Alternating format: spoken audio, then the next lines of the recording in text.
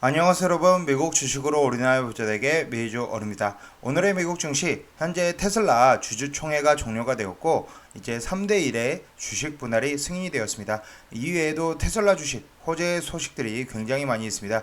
호재 소식들에 대해서 총정리를 한번 해보도록 하겠습니다. 추가적으로 이제 미국 주식 같은 섹터 내에 어떤 종목들을 매수해야 되는지 얘기를 해보도록 하겠으며, 반도체 SLXL ETF 중 현재 AMD 종목 얘기를 추가적으로 해보도록 하겠습니다. 먼저 삼성증권 글로벌 레포트 통해서 핵심 아이디어 보면, 어닝 시즌이 시작된 이후 시장의 성격은 확연히 달라졌습니다.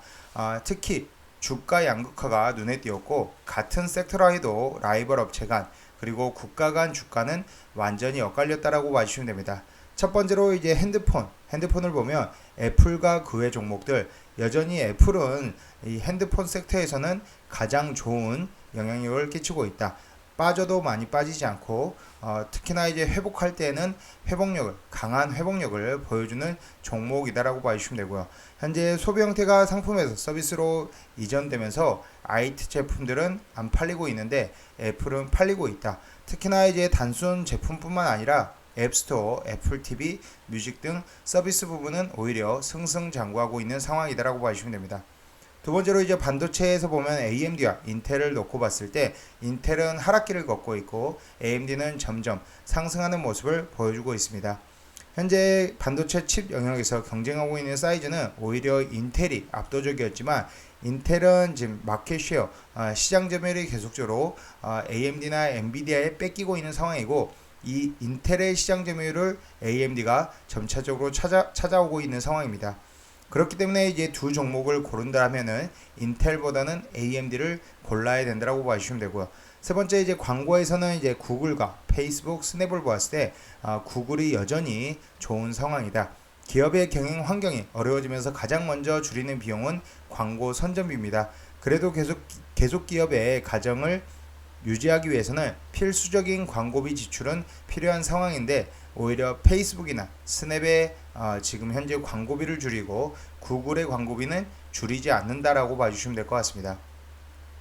네 번째로는 이제 아마존, 알리바바, 쇼피파이를 놓고 봤을 때는 역시나 아마존이 가장 좋다라고 봐주시면 되고, 인플레에 미흡한 대체로 페북과 함께 빅테크 탈락 위기에 처했던 아마존이 최근 들어서 기사 회생한 모습입니다. 나름의 비용 통제에 성공했고, 특히나 이 클라우드, 아마존 웹 서비스를 통해서 클라우드 지배력이 여전히 강한 모습을 보여주고 있으며, 한때 승승장구했던 쇼피파이, 펀드밴더의 격차를 이겨내지 못하고 몰락하였고, 마윈이 사라진 알리바바 역시 현재 쇠락의 길을 걷고 있다라고 보시면 됩니다. 지금은 매일 매크로에 일희일비하며 장이 오를지 빠질지 걱정할 때는 아니고, 내가 갖고 있는 종목이 무엇인지를 다시 한번 점검을 해봐야 된다라고 얘기를 하고 있습니다. 이때 체크할 포인트, 대략적으로 이제 5가지가 있는데, 첫 번째로 핵심 국가인지, 특히나 미국 주식인지에 꼭 미국 주식의 종목인지에 대해서 확인을 해야 되며, 두 번째로는 핵심 섹터인지, 그 다음 세 번째로는 독보적 지배력을 가진 기업인지, 그리고 뜨는 해인지 지는 해인지, 그 다음 네 번째로는 규모 경제에 따른 수익성과 현금 여력, 프리캐시 플로우 등 현금 여력이 얼마나 있는지 확인이 필요하며, 다섯 번째로는 여전히 미래 먹거리가 남아있는 성장주인지 확인이 필요한다라고 봐주시면 됩니다. 이런 것들을 이제 모두 커버하는 종목이 바로 테슬라가 될 것으로 생각이 되고, 테슬라에 대해서 호재 소식에 대해서 한번 정리를 해보도록 하겠습니다.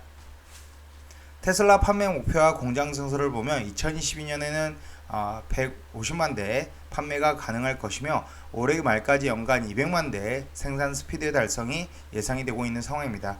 모델 Y는 2022년에는 가장 많은 매출을 올리는 모델이 될 것이며, 2023년에는 가장 많은 판매 대수를 파는 모델이 될 것으로 보이고 있습니다. 이제 전기차는 전기차끼리 경쟁이 아니라 내연기관차의 수요를 뺏어오고 있으며, 2천만 대 달성을 위해서는 10여 개의 공장이 필요한 상황입니다. 현재 프리몬트 공장 최대 70에서 80만 대를 제외하고 공장 하나당 150만 대에서 200만 대 생산 능력이 기본이 될 것으로 보이고 있고요. 공장 3개가 200만 대까지 증설 가능함을 감안할 때 680만 대는 이미 거의 확보한 상황이다라고 봐주시면 되고요. 올해 내로 신공장 부지가 발표된다라는 얘기입니다. 지난주 테슬라는 누적 300만 대 판매 달성 이후 향후 10년간 1억 대 이상의 판매가 가능할 것으로 얘기를 하고 있으며 여전히 대규모 투자가 필요하지만 견조한 캐시플로우를 감안할 때 향후 자사주 매입도 가능하다.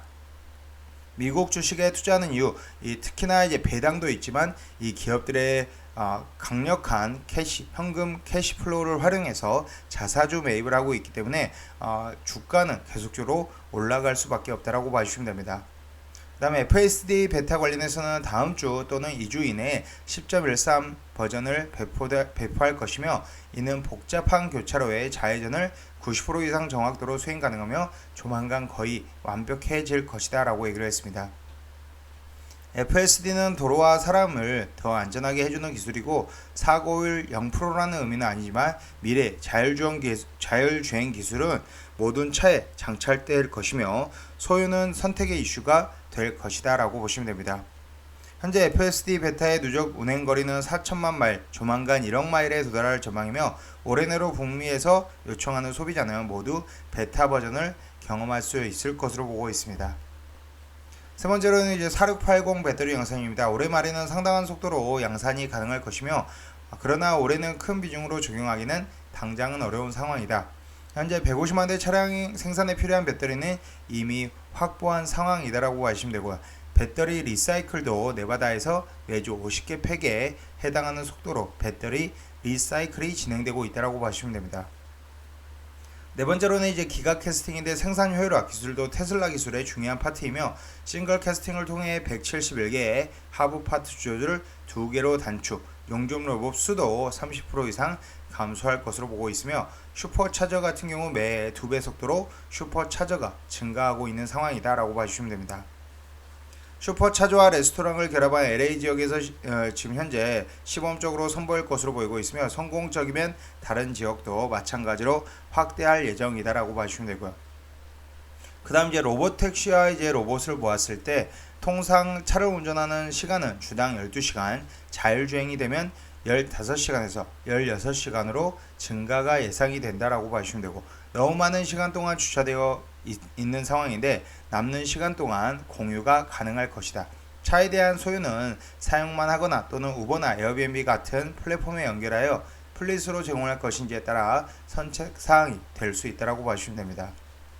로봇의 경우도 렌탈 비즈니스가 가능할 것으로 보이고 있고 로봇은 인류의 노동력 감소를 감안할 때 장기적으로 자율주행차보다는 더 가치 있는 제품이 될 것으로 보고 있습니다.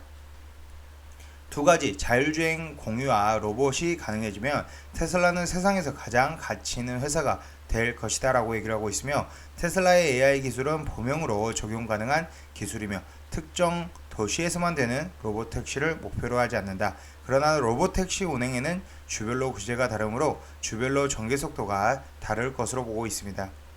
현재 보링컴퍼니는 고속열차와 같은 상황이고 많은 도시를 연결할 수 있는 것 라스베가스에서 시범 운행 중이다 라고 봐주시면 되고요. 마지막으로 이제 가벼운 경기 침체를 현재 일론 머스크가 예상을 하고 있습니다.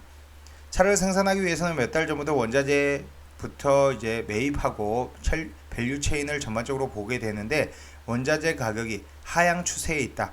유가가 드디어 이제 90불에서 깨지면서 90불대를 깨지면서 80불대에 위치를 하고 있으며 전쟁 이전 상황으로 지금 돌아간 상황에서 테슬라에 필요한 원자재의 50% 이상은 하향 추세로 인플레이션 피크는 이미 지난 것으로 판단을 하고 있습니다.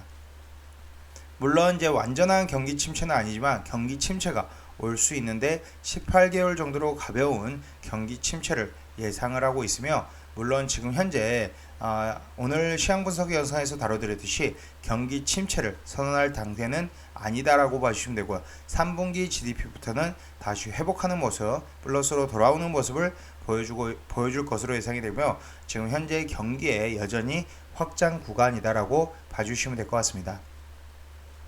지금까지 비주얼 영상 시청해주셔서 감사드리고 앞으로도 비주얼 영상 많은 시청 부탁드리겠으며 제 영상이 마음에 드셨으면 많은 좋아요와 구독과 알람 설정 부탁드리겠습니다. 감사합니다. 비주얼이었습니다.